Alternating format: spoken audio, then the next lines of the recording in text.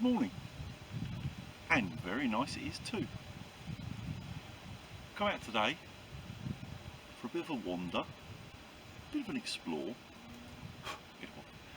and a bit of testing. New bag. It was my birthday the other day, and I didn't really know what I wanted. And then when Kate said to me, you know, come up with some ideas. And one thing I could do with is a smaller rucksack. I've got my little mini pack, but that's very mini. But all my other bags are quite big. And if I'm just coming out for a morning's wander, they're a bit much really.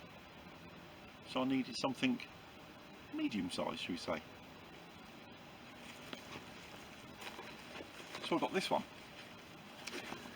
It is the Karrimor, I haven't got my glasses on, Covert 32. So I'm assuming 32 litres. When we went to have a look at bags, I'd already done a bit of online looking, as you do, and I actually went to look and pick up a different bag. But when I actually got there and physically looked at it, saw it in the flesh, I realised that the one stumbling block was I wouldn't be able to get my laptop in it. And seeing as this size bag is also going to be my carry-on bag for plane travel, and I need my laptop for doing this silly rubbish, it was no good. If the laptop don't fit in it, no point. So I looked at this one and it fitted the bill. And so far I'm really liking it. It's really good. This is the first time I've been out having a long wander with it. So I knew it was a convenient bag for its storage and the way it's set up, but I wasn't sure how comfortable it would be over a length of time. But I can report it's pretty good. No problem at all. I'll move the camera, bring it a bit closer, then you can have a look. It's nothing too exciting, but for value for money, I think it's excellent.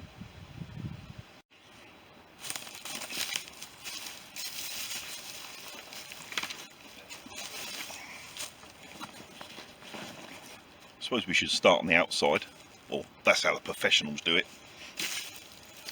Normal side pockets, decent sized storage at the front.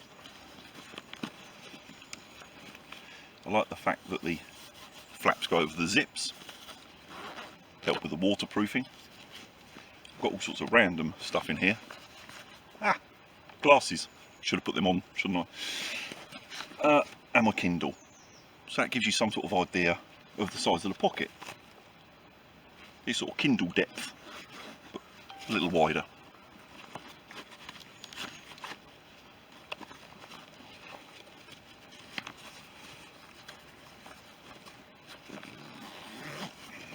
Side pockets. Oh, I'll show you that in a minute. Standard water bottle size.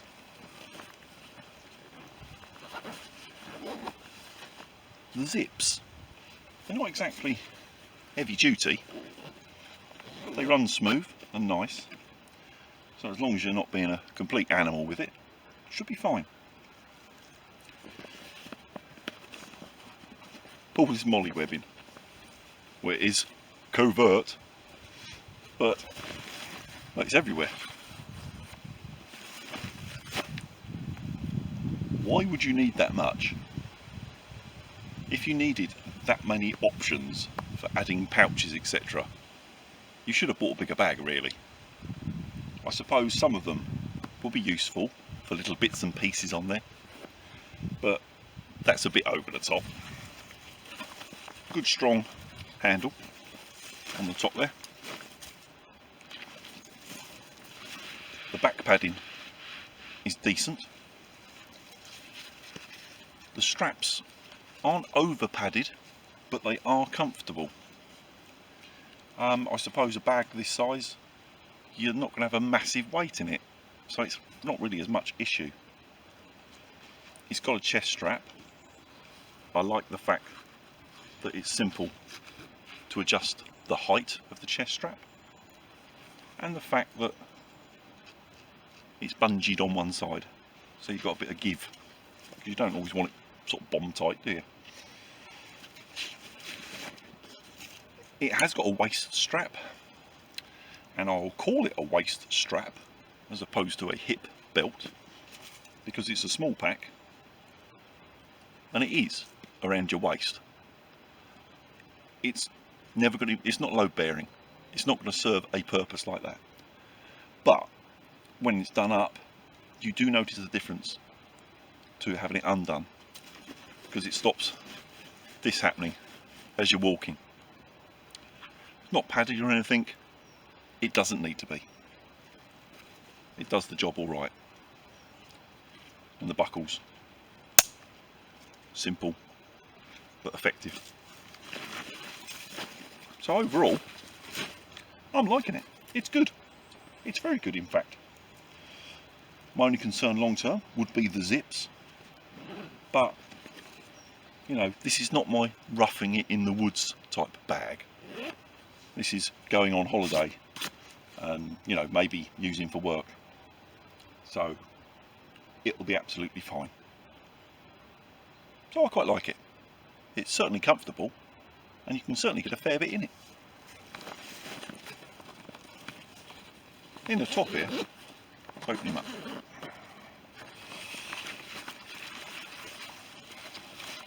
I'll have to fold it so you can see in, I suppose. Padded back, but you've got the padded extra sleeve bit in here. I've got a magazine in there at the moment, but that's where the laptop goes, with a fastener, keeps that safe. The rest of it is just one deep pocket storage, which I prefer rather than multi-pockets. And on the sort of front side, I suppose it would be now, wouldn't it? You've got a zip storage, got my phone in there, key hanger, little pockets, you know, pen holders, that sort of thing. So in that respect, I suppose, for a kid it would make quite a good school bag as well. But certainly, for my needs, it's working out well. I've had it a week now. This is the first time I've been out with any amount of weight in it, because I've, you know, obviously had all my camera stuff, tripod and everything else in there. Not silly heavy, but it was comfortable. Got it all in easy, could have got probably twice as much in there. It's good, I like it a lot. So, that was today's test.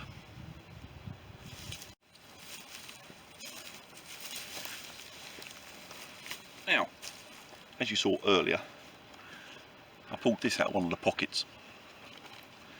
Now, purists, I suppose, would call this a tinder pouch. Personally, I just call it my fire lighting kit. The little pouch itself, I'll make these at home, just for something to do sometimes in the evening. It's my form of recycling. As some of you know, I work for a furniture shop doing home delivery, and quite often when we turn up with a new sofa or something like that, we have to take the old one away.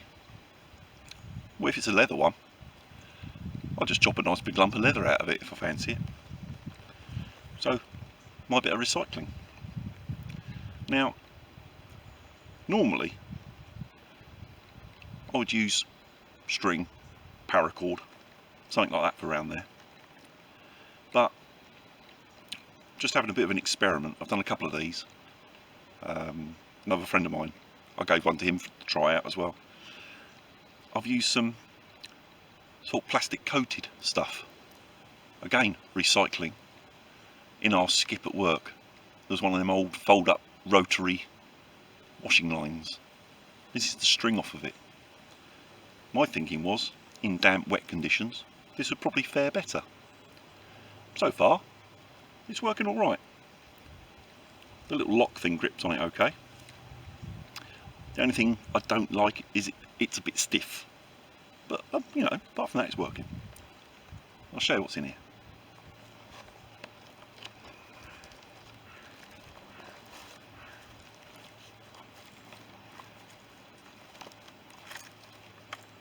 Let me just quickly check we're still in shot. Sort of. Let's move it a bit. That'll do.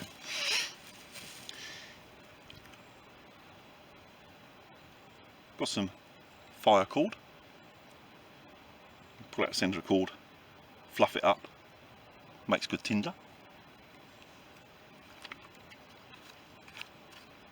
I've got a magnifying glass, because of course, if it's a sunny day, you can light a fire like that. Not that I do very often, but it's just fun for a change. A fire steel. Everybody's friend and favourite. Cotton wool balls with a little bit of Vaseline in them. They always go with a spark, no problem. Got some hexy blocks. Because if it's a damp, horrible day, once you get one of them burning, you've got good strong flame and heat for about 8 minutes. So even crappy dampish wood will normally catch with one of them put into the mix. And some strips of birch bark, if I'm feeling quite traditional. So that's basically what lives in here. To be honest, if I can't get a fire going with one of those methods, I shouldn't really be out in the woods, should I?